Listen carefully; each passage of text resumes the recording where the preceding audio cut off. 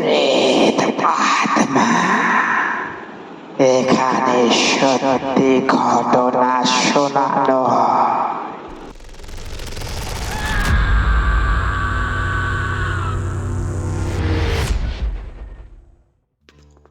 Hello বন্ধুরা, সবাই কেমন আছো? আশা করছি সবাই খুব ভালো আছো এবং সুস্থ আছো। তোমরা সবাই শুনছো প্রেত আত্মা, সবাইকে জানাচ্ছে সুস্বাগতম। আমি আছি বাবান তোমাদের সাথে। আজকেও চলে এলাম নতুন একটি সত্য ঘটনা নিয়ে, একদম অন্য রকমের ঘটনা। তো বন্ধুরা, আমি সরাসরি ঘটনায় চলে যাচ্ছি।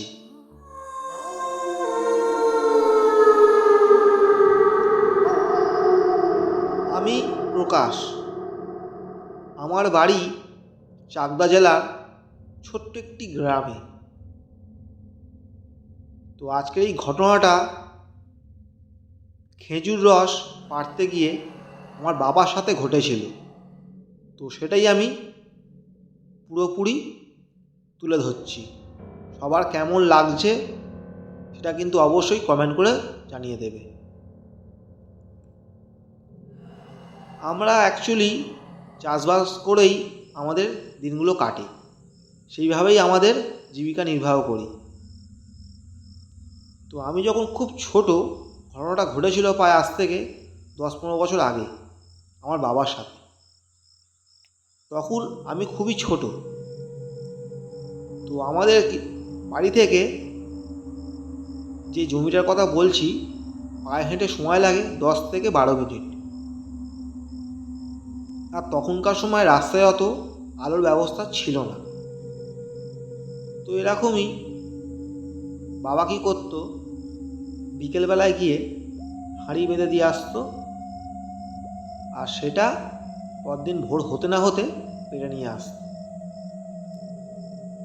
তো খেজুর রস টোপে টোপে পড়তো, হাঁড়ি ভর্তি হতো, সেটা নিশ্চয়ই সবাই জানো। তো এরকমই সেই খেজুর রস ফুটিয়ে সেটাকে গুড় করা হতো। এমনকি সেই গুড় আমরা বাজারে হাটে গিয়ে বিক্রি করে দিয়ে আসতাম। তো এইভাবেই বেশ ভালোই চলছিল দিন কত। তো আমি আমার বাবার সাথে যেতাম, যখন সময় হতো তখন আমি যেতাম, কারণ আমি খুবই ছোট ছিলাম। তো এরকম বেশ ভালোই চলছিল। একদিন বাবাকে আমি বললাম যে, বাবা, তোমার সাথে একদিন আমি গাছে উঠব। বাবা তখন বলছে যে, কেন গাছে উঠবি কেন? তখন বলছে, না, কী করে রসগুলো তুমি পারো আমাকে একটু দেখিয়ে দিও, আমি উঠবো আর তুমি নিচে দাঁড়িয়ে থাকবে। তো যাই হোক, যেমন ভাবনা ঠিক তেমনই কাজ। তো আমি অনেকবার করে বলার পরেও বাবা কিন্তু আমাকে গাছে উঠতে দেয়নি। বাবা কী করেছিল, এবং ভোরবেলার রাতে, তখন মানে কটা, সূর্য ওঠার আগে, 4টের আগে, ওই 4:45, 3:30, 4:45 এরকম। তো আমি আর বাবা বেরিয়ে গেলাম সেই রস পাড়ার উদ্দেশ্যে। হাতে একটা টর্চ নিয়ে ভালো করে গায়ে চাপাচুপি দিয়ে চলে গেলাম। খুব ঠান্ডা, এবার ঘুম থেকে উঠতে পারছিলাম না। বাবা আমাকে বলল, কিরে, যাবি না আমার সাথে? চল, বলে চলে গেলাম। প্রথম দিন কোনো রকম সমস্যা হয়নি। সেকেন্ড দিন যখন যাওয়ার কথা হচ্ছে, বাবাকে আমি বললাম যে, বাবা, আমার না যেতে ভালো লাগছে না, আমি একটু ঘুমাই, তুমি যাও, গিয়ে পেরে নিয়ে এসো। তো বাবা বললো, ঠিক আছে, তুই তাহলে ঘুমা। আর মাকেও বলে দিল, ঠিক আছে, আমি তাহলে আসছি। বলে বাবা একাই বেরিয়ে গেল টর্চ হাতে করে, হেঁটে হেঁটে। তো 3-4টে গাছ ছিল, সব কটা গাছেতেই বাবা আগের দিন হাঁড়িগুলো বেঁধে রেখে দিয়ে এসেছিল। তো এরকম নিশ্চয়ই রাত, চারিদিকে কুয়াশা আচ্ছন্ন। বাবা যে সময় যাচ্ছিল, বাবা তখন ফিল করছিল যে পিছন দিকে কে যেন হেঁটে হেঁটে আসছে। বাবা অতটা গুরুত্ব দেয় না, বাবা ভাবলো যে এরকম হতেই পারে, না হওয়ার কিছুই নেই, রাস্তায় একা একা এলে এরকম হতেই পারে। তো বাবার কিন্তু খুব সাহসও ছিল। এরকম গাছের কাছে চলেও গিয়েছে, গিয়ে ফার্স্টটা বিড়ি ধরিয়েছে, বিড়িটা খেয়েছে।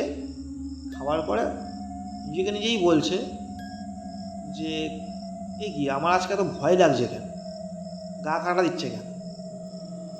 কোথাও কিন্তু আশেপাশে কেউ কোথাও নেই, বাবা কিন্তু পুরো একা। তো নিজেকে নিজেই বলছে না, দেরি করে লাভ নেই, ঠান্ডা ভাও লাগছে, তাড়াতাড়ি রসগুলো পেরে নি। তো বলে বাবা গাছে উঠেছে, গাছে উঠে প্রথম হাঁড়িটা নামিয়েছে,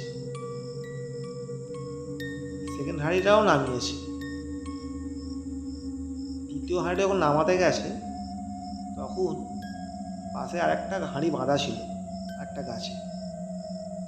গাছটা বেশি বড়ও ছিল না, এই 10-12 ফুট মতো হবে গাছটা। এবার উঠে হাঁড়িটা খুলতে যাবে, সেই মুহূর্তে বাবা স্পষ্ট দেখল যে পাশের গাছেতে কে একজন বসে রয়েছে। সেইটা দেখে এতটাই ভয় পেয়ে গেল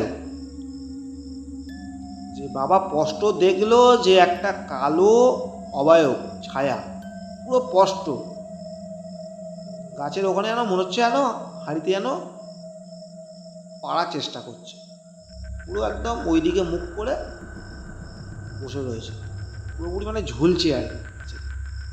সেই দেখে বাবা রীতিমতো এতটাই ভয় পেয়ে গিয়েছিল যে বলবার মতো নয়।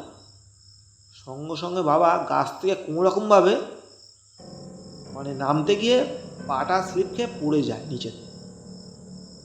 পড়তে বাবা ওখানেই কিন্তু অজ্ঞান হয়ে গেছিল, আবার পায়ে খুব জোরে চোটও লেগেছিল। তো সকাল হয়ে গেছে, মা বলছে কী রে, তোর বাবা এখনও আসছে না, কী হলো, অন্যদিন চলে আসে, এত বেলা হয়ে গেল। তখন প্রায় মানে 5টা এরকম বাজে। মানে বাবা আসলো না দেখে মা আমাকে ডেকে তুলে এগুলো বলল। তো সেই মুহূর্তে আমি কি করব, সেই মুহূর্তেই আমি বললাম যে ঠিক আছে মা, তুমি থাকো, আমি দেখি পাশের বাড়ি কাকাকে নিয়ে যদি যেতে পারি। বলতে বলতে কাকাকে ডাকতে যাব, সেই সময় এসে খবর দিল যে তোর বাবা গাছ থেকে পড়ে গেছে, পড়ে পায়ে চোট লেগেছে, নিয়ে গেছি হাসপাতালে, মানে স্বাস্থ্যকেন্দ্র। সেখানে গিয়ে সেবা শুশ্রূষা করে নিয়ে আসা হলো। বাবা যখন বাড়িতে এলো তখন পুরো ঘটনাটা বলল। তো জানি না এটা কী ছিল, এটা কী ছিল সেটা জানি না। তো বাবার সাথে কিন্তু কোনোদিন এরকম হয়নি, এই ফার্স্ট টাইম এই জিনিসটা ঘটলো বাবার সাথে। এটা খুবই একটা ভয়ানক দুর্ঘটনা, বাবার সাথে হয়তো আরও খারাপ কিছু হতে পারতো। যাই হোক, ভগবান করুক সবাই খুব ভালো থাকুক।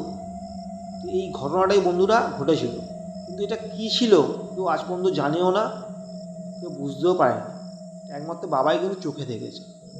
তারপর থেকে বাবা কিন্তু যেত হাঁড়ি ওই পাড়ার জন্য, তবে অনেক বেলা করে যেত। বেলা মানে ওই হালকা হালকা যখন 5টা লোক যখন উঠতো তো হয়তো যেত, তাদের সাথে সাথে যেত, তো একা কিন্তু যায়নি কিন্তু আর। তো বন্ধুরা, ঘটনাটা এরকমই ছিল। তোমাদের কেমন লাগলো তোমরা কিন্তু অবশ্যই কিন্তু কমেন্ট করে জানিয়ে দেবে। তো যাই হোক বন্ধুরা, তোমাদের কেমন লাগলো ঘটনাটা তোমরা কিন্তু অবশ্যই কমেন্ট করতে ভুলো না। এইভাবে সাপোর্ট করবে, পাশে থাকবে। ঠিক রাত 10টায় আমি চলে আসব প্রতি বৃহস্পতিবার এবং শনিবার, শুধুমাত্র তোমাদের জন্য। তোমরা যারা যারা নতুন আছো তারা অবশ্যই কিন্তু সাবস্ক্রাইবটা করে পাশে থাকবে, অবশ্যই সাপোর্ট করবে এইভাবে। আর ভালো মন্দ সমস্ত রকম কমেন্টই তোমরা করবে। তোমাদের ভালো মন্দ সমস্ত রকম কমেন্টই আমার কাছে খুবই গুরুত্বপূর্ণ। তো সবাই খুব ভালো থেকো এবং সুস্থ থেকো বন্ধুরা। আজকের মতো টাটা, গুড নাইট।